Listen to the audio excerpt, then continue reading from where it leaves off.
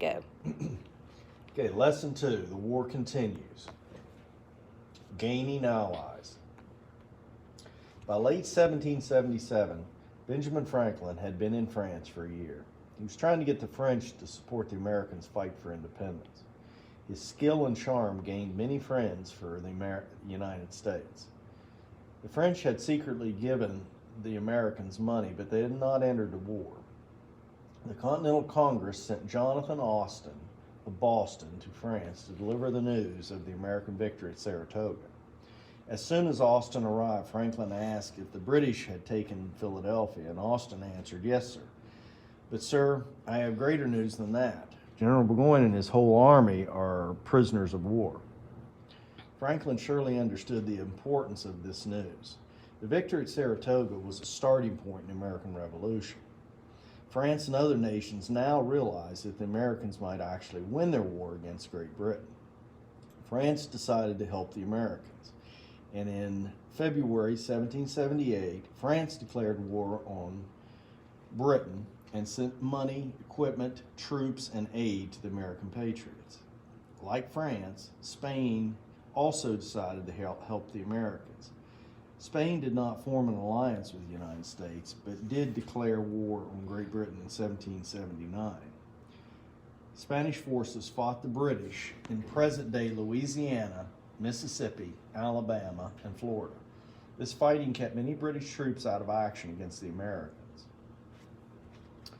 Winter at Valley Forge.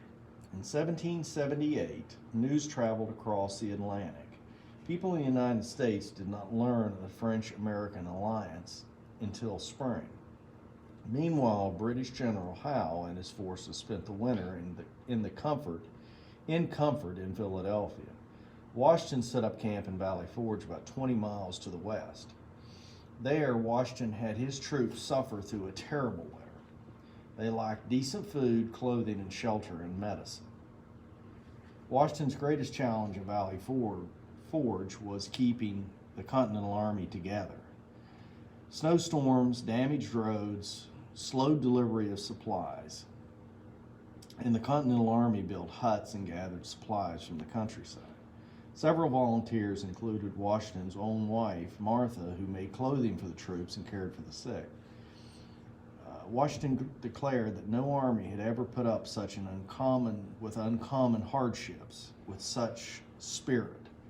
"Naked and starving as they are," he wrote, "we cannot enough admire the incomparable patience and fidelity of the soldiery."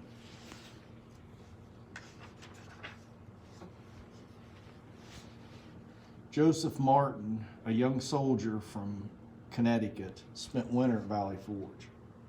"We had hard duty to perform," he wrote years later, "and little or no strength to perform it with. Most of the men lacked blankets, shoes, shirts. Martin made a pair of rough shoes for himself out of a scrap of cowhide, which hurt his feet. Many soldiers became sick and died. Others deserted without leaving without permission. Some soldiers quit. The Continental Army seemed to be falling apart, yet the Continental Army did survive the winter. Spring came and the conditions gradually improved. New soldiers joined the ranks. "The Army grows stronger every day," one officer wrote. "There is spirit of discipline amongst the troops, and this is better than numbers." Then, in April 1778, Washington told his troops of France's help. Everyone's spirits rose at this thought. The Continental Army celebrated with a religious service and a parade. The Patriot cause had supporters around the world. A number of individuals from other nations gave their talents to the cause. One leader at Valley Forge was Marquis de Lafayette of France. He had come to the United States as a 19-year-old volunteer in June 1777. Lafayette was excited about the ideas expressed in the Declaration of Independence and wanted to join the battle for freedom.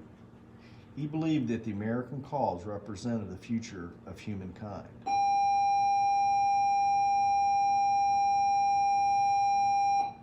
When he reached the United States, Lafayette offered his services to George Washington. He agreed to serve without pay and became a trusted aide to Washington. Other Europeans volunteered to work for the Patriot cause. Two Polish men, Thaddeus Kosciuszko and Kazimierz Pulaski, supported American efforts. Kosciuszko helped build important defenses for the Americans. Pulaski won promotion to the rank of general, and he died in 1779 fighting for the Continental Army. Friedrich von Steuben also came to help Washington. Von Steuben had been an officer in the Prussian army.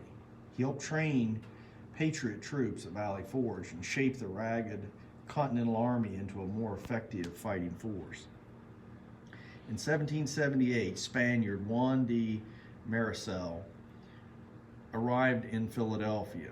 He persuaded Spain, Cuba, and Mexico to send money to the United States.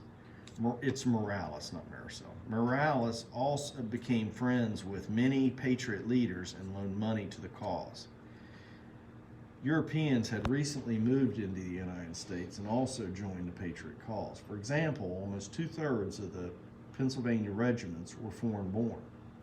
Even with the help of the foreign nations and the individuals, Patriots faced a huge challenge. The Continental Army still needed large amounts of money to fight the war and defeat the British.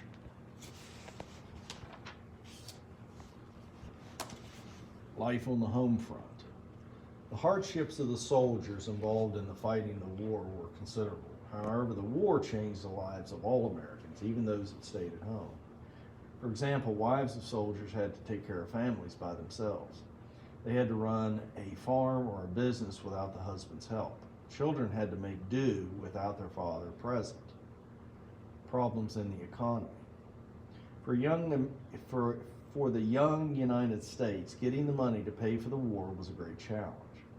The Continental Congress had no power to raise money through taxes. Congress did get some money from the states and from foreign countries, yet this amount fell far short of what they needed. To meet this need, Congress and the states simply printed hundreds of millions of dollars worth of paper money. The paper money quickly lost its value, and the amount of bills was greater than the supply of gold and silver backing. This led to inflation, which means that it took more money to buy more. It took more and more money to buy the same amount of goods. People began to have doubts about how much their paper bills were worth. Congress stopped printing paper money because no one would use it. This left the Americans with no way to help finance their independence. New ways of thinking. The ideals of liberty and freedom expressed the American Revolution. These same ideals also caused some women to question their role in American society. Abigail Adams was one example. She wrote her husband, John Adams, a member of Congress. I cannot say that I think you are very generous to the ladies, for which you are proclaiming peace and goodwill to men, emancipating all nations. You insist upon retaining an absolute power over wives. Questioning slavery. The revolutionary quest for freedom and liberty led some white Americans to question slavery. In 1778, Governor William Livingston of New Jersey asked his government to free all enslaved people. He said slavery was utterly inconsistent with the principles of Christianity and humanity. African Americans made similar arguments. In New Hampshire, enslaved people asked the government for their freedom so that the name of slave may not be heard in the land of gloriously contending with the sweets of freedom. As you have read, African Americans fought for their American cause and hoped that the revolution would end slavery. The Pennsylvania legislature in 1780 adopted a plan that would gradually free enslaved people, the first legislature in the world to take this action against slavery. Other northern states soon took similar measures. Still, the issue of slavery would remain unsettled for many years. Treatment of loyalists. Not all Americans supported the Patriot cause. During the war, thousands of Loyalists fought on the side of the British. Some Loyalists spied on the Patriots. Many Loyalists fled, packing their belongings and selling what they could. Some left hurriedly for England. Others took off for Spanish-owned Florida. Known Loyalists who remained in the United States faced difficult times. Their neighbors often shunned them. Some became victims of violence. Loyalists who actively helped the British faced arrest, and in a few rare cases, the Patriots executed the Loyalists.